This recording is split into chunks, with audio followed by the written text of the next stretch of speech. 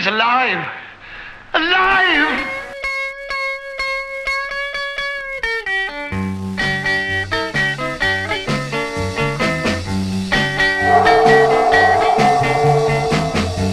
A dinner was served for three at Dracula's house by the sea. The orders were fine, but I choked on my wine when I learned that the main course was me.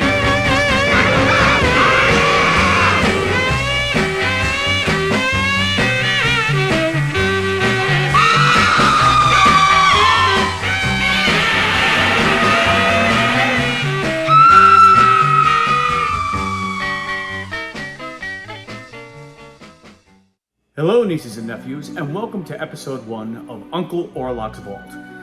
Today, we're going to be starting, I guess you could say, at the root of all horror movies, which is at the Universal Classic Monsters.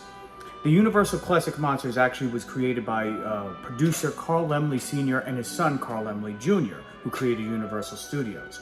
When Universal was looking for their niche, where you had later on MGM musicals became known for the MGM brand, or let's say Warner Brothers gangster pictures or westerns, Universal became known for its horror movies. And about 80 years or so before there was a Marvel universe, there was the Monster Universe, where they made about 3-4 pictures a year from all the way through the 1930s, 1940s, and into the 1950s.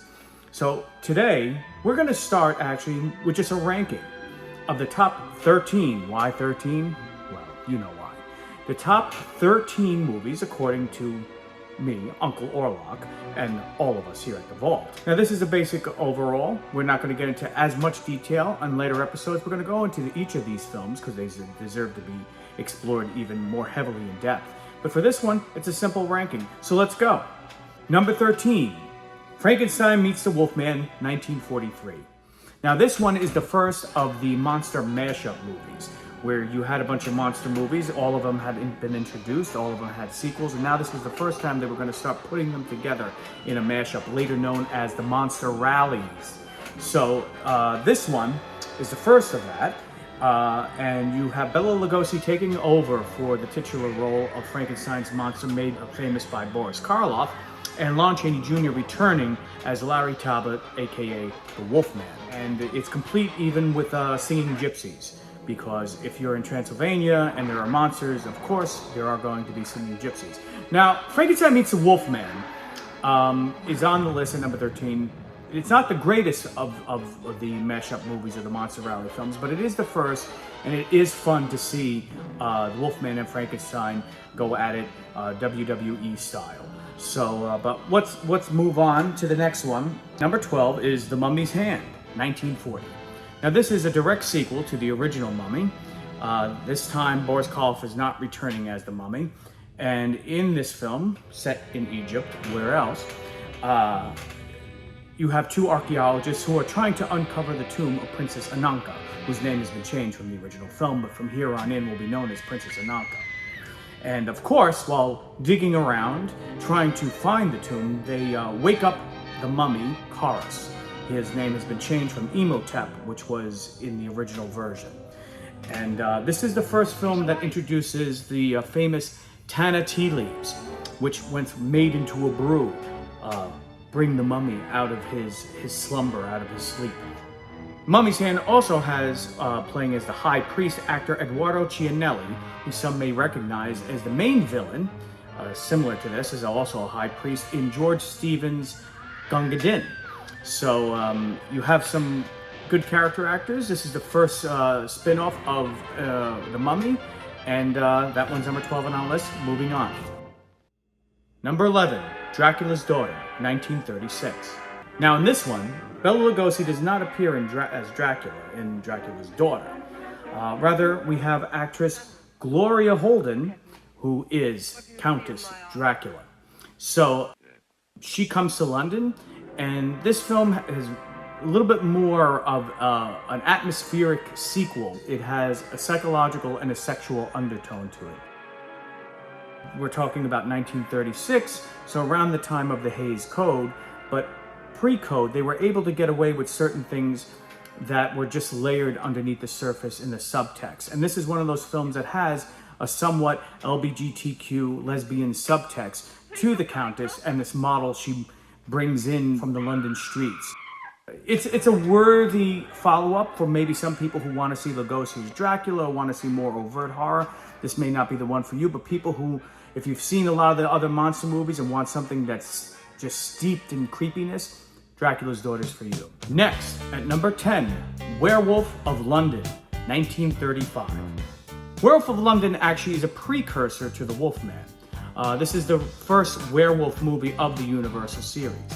Now, what's interesting, was meant to originally be a vehicle for Boris Karloff or Bela Lugosi, but since Karloff was brought back to play the Frankenstein's monster in the sequel Bride of Frankenstein, which was shooting simultaneously, and they decided not to go with Bela Lugosi, who was originally supposed to play Dr. Yogami, who was replaced by actor Warner Oland, who some of you who are Charlie Chan fans may recognize. Now, Warner Oland was a Swedish American actor who played many Asian characters like Fu Manchu, like Charlie Chan.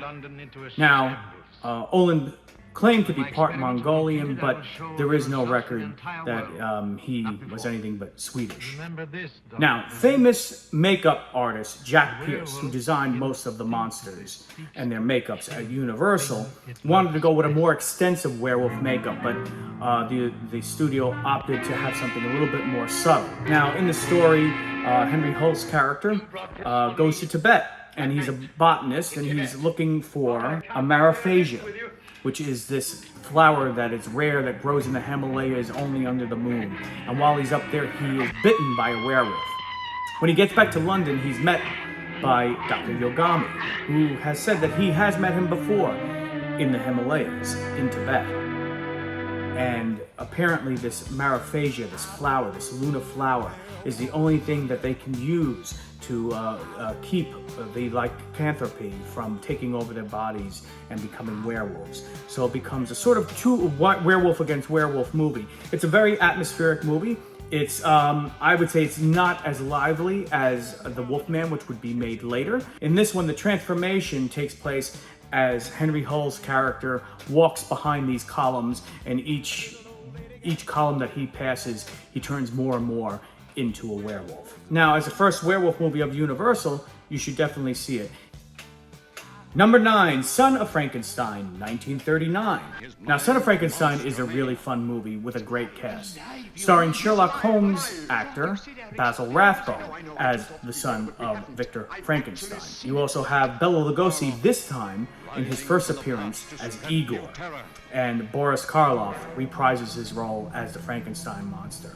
Now, this is another one of those films that if you've never seen Son of Frankenstein, you have to see it, because Mel Brooks's Young Frankenstein is essentially a spoof of this one. Even though he borrows from the original Frankenstein and Bride of Frankenstein, most of the plot and most of the spoofing that happens in Mel Brooks's film comes from Son of Frankenstein. Even down to the Commandant with the wooden arm.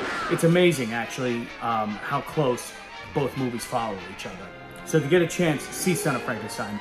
It's a great follow-up. It's a great sequel in the series. Number 8. Phantom of the Opera, 1925. Now, Phantom of the Opera actually is not really considered part of this same universe because it was made earlier. It's not part of the same world. It's not interlinked. Sort of like Ang Lee's Incredible Hulk isn't interlinked with the rest of the Marvel movies.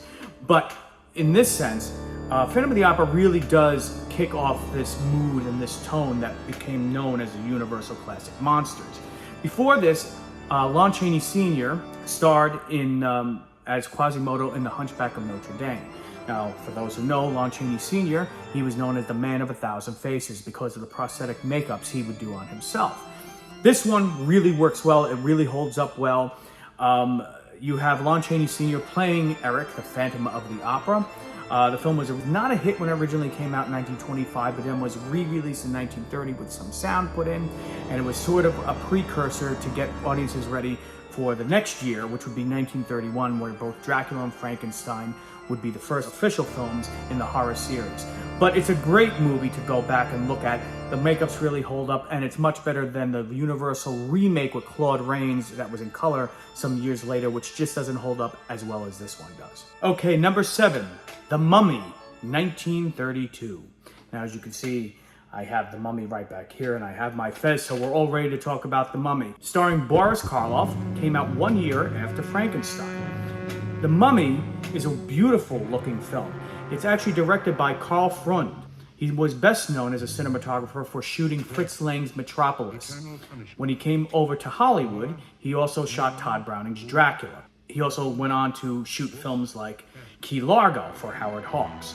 Freund gives this film such atmosphere and such dread. Now, the interesting thing about The Mummy is that it was pre-code. So it means that the Hays Code, which came in after this film, which tamped down on any sort of depictions of violence or sex or any allusion to that stuff, really kind of cleaned up the movies in a way that you couldn't really deal with certain subject matters overtly.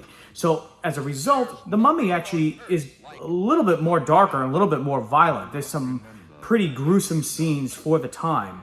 The film also stars actress Zita Johann, who in this plays the reincarnation of Princess Ankh-Asin-Amun, who would later become Princess Ananka. This film does not have the Tanner tea leaves in it. This film, actually, you see part of the Jack Pierce makeup of Boris Karloff as the Mummy early in the film in a great opening. But for most of the film, he takes on this human, cadaverous form. And Karloff has such a great face and such a great read. This movie, kind of like Dracula, has almost no music through it. There are scenes with some music underscoring, but most of it's very silent. Now, for today's audiences, this film can be a little slow and can be a little boring at parts. But some of the stuff that really works are some of the flashbacks of the mummification of Imhotep, of Boris Karloff, and the sacrifice of the princess. So this is one of the most beautifully atmospheric Universal movies, so I highly recommend The Mummy be on your list. Okay, at number 6, The Invisible Man, 1933, starring Claude Rains and a very young Gloria Stewart, who modern audiences may remember from Titanic. This is based on the original H.G. Wells story, The Invisible Man, about a scientist who takes this elixir, goes mad, and becomes invisible. Director James Whale, also who directed Frankenstein and Bride of Frankenstein, adds a touch of humor, well, more than a touch of humor, to this film. James Whale was very well known for his macabre gallows style, and he doesn't disappoint here. Claude Rains puts in a great performance. It's mostly his voice. You actually really don't see much of Claude Rains through the movie, as you can imagine, until the very end. Mostly he's either covered in bandages with sunglasses on, or he's just a disembodied voice. But The Invisible Man is one of those films that even when the film came out, audiences found it more funny than scary. It's true still today. I think that's part of James Whale's style, which is what I personally like about James Whale and his films. It's a little bit more of a horror sci-fi mashup, obviously, coming from H.G. Wells, with a comedy overlay. So if you want to see something that's both funny and a monster movie, check out The Invisible Man with Claude Rains. Now, we're going to break this up. We're going to continue in the next episode with 5 to 1, the top 5 classic Universal monster movies. And we're going to have a few honorable mentions in there too. So continue on with us with the top 5 in the next video. Coochie Coo Baby. The Monster Mash. The Monster Mash. It was a graveyard smash. He did the mash. It caught on in a flash. He did the